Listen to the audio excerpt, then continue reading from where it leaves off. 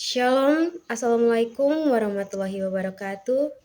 Om Swastiastu, Namo Buddhaya, salam kebajikan. Baiklah, perkenalkan nama saya Amelia Misah, NIM 2214201009.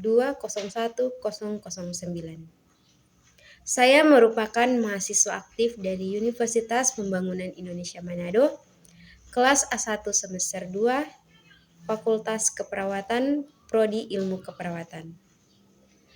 Melalui video ini, saya akan memaparkan materi tentang penyakit hipertensi. Dengan mata kuliah Farmakologi Keperawatan, dosen pengampu Ner Merdi Kansil Esfram MKes. Video ini dibuat guna memenuhi ujian akhir semester di Universitas Pembangunan Indonesia Manado. Baiklah teman-teman semua, selamat menyaksikan video pemaparan materi dari saya.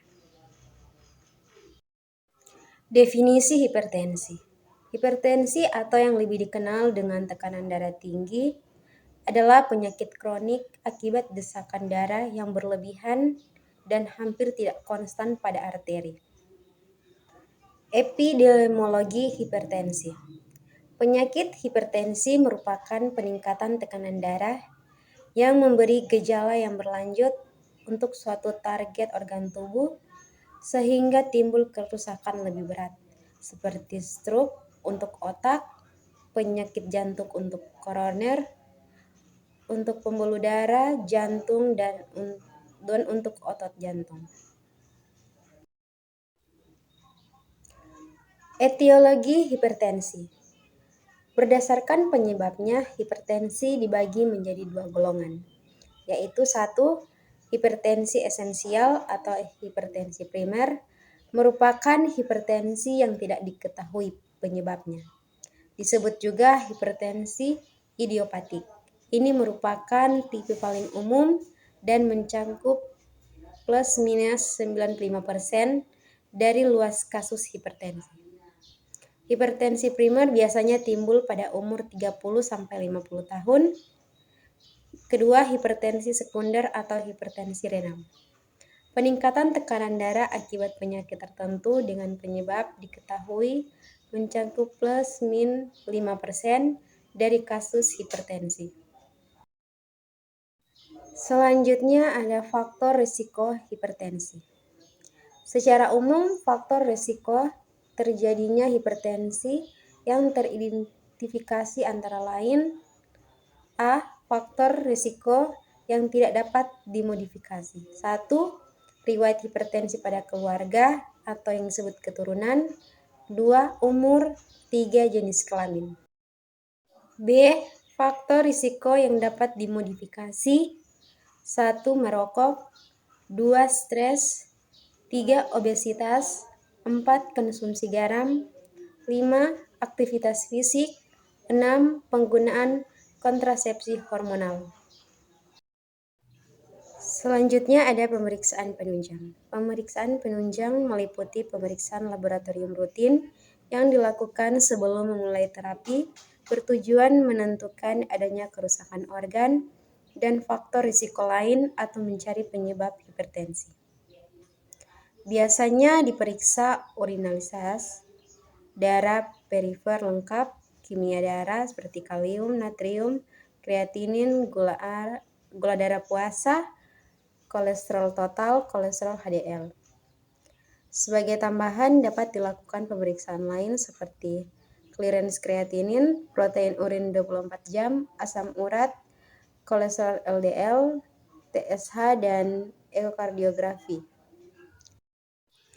Komplikasi-komplikasi yang terjadi pada penyakit hipertensi antara lain ada stroke, ada infark miokard, ada gagal ginjal, ada ensefalopati, dan yang terakhir ada kejang. Selanjutnya adalah penata laksanaan non-farmakologi. Pengobatan hipertensi tidak hanya mengutamakan pemberian obat-obatan antihipertensi, tetapi juga harus disertai perubahan pola hidup. Terapi non-farmakologis terdiri dari menghentikan kebiasaan merokok, menurunkan berat badan berlebih, konsumsi alkohol berlebih, asupan garam, dan asupan lemak, latihan fisik, serta meningkatkan konsumsi buah dan sayur.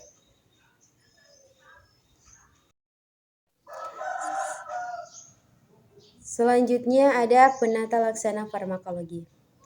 Terapi farmakologi yaitu obat antihipertensi yang dianjurkan oleh JNC, yaitu 1. Diuretika, 2. beta blocker, 3. antagonis kalsium dihidropyridin, 4. antagonis kalsium non-dihidropyridin, 5. angiotensin converting enzim inhibitor, 6. angiotensin reseptor blocker atau reseptor antagonis atau blocker. Sekian pemaparan materi dari saya. Saya memohon maaf jika dalam pembuatan video ini ada kata-kata yang salah diucapkan.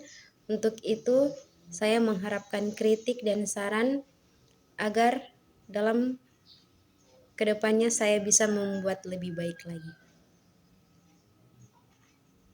Sebelum saya menutup video ini, saya mengajak teman-teman semua untuk gabung bersama kami di Universitas Pembangunan Indonesia Manado. Selamat datang di Universitas Pembangunan Indonesia Manado, yang terletak dekat dengan kawasan bisnis Bahu Mall Manado. Tempatnya di Kelurahan Bahu, Lingkungan 3 Manado, sangat strategis di pusat kota Manado. Dibangun di atas lahan seluas 2,5 hektar, Universitas Pembangunan Indonesia Manado berdiri megah dengan ruangan 7 lantai, terdiri dari ruangan kelas, ruangan kantor, perpustakaan, laboratorium komputer, laboratorium keperawatan, pengadilan semu, dan laboratorium bahasa, kantin, serta rooftop di lantai atas.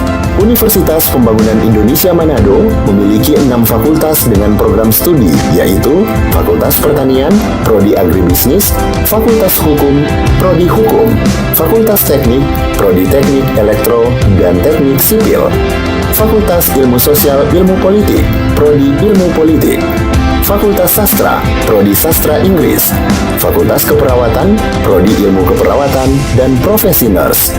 Didukung oleh sumber daya manusia yang berkompeten dan tersertifikasi, Universitas Pembangunan Indonesia Manado memiliki dosen dan tenaga kependidikan dengan latar belakang S2 dan S3 lulusan dalam dan luar negeri.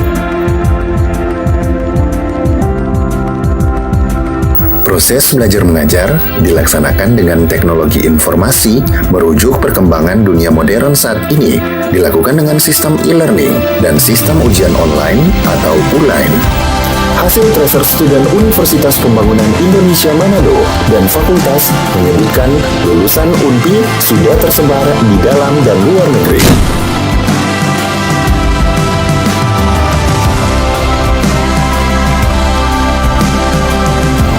Selamat bergabung putra-putri terbaik bangsa. Kembangkan dirimu, raih cita-citamu setinggi bintang di langit. Kami siap menghasilkan generasi terbaik dan pemimpin di masa depan.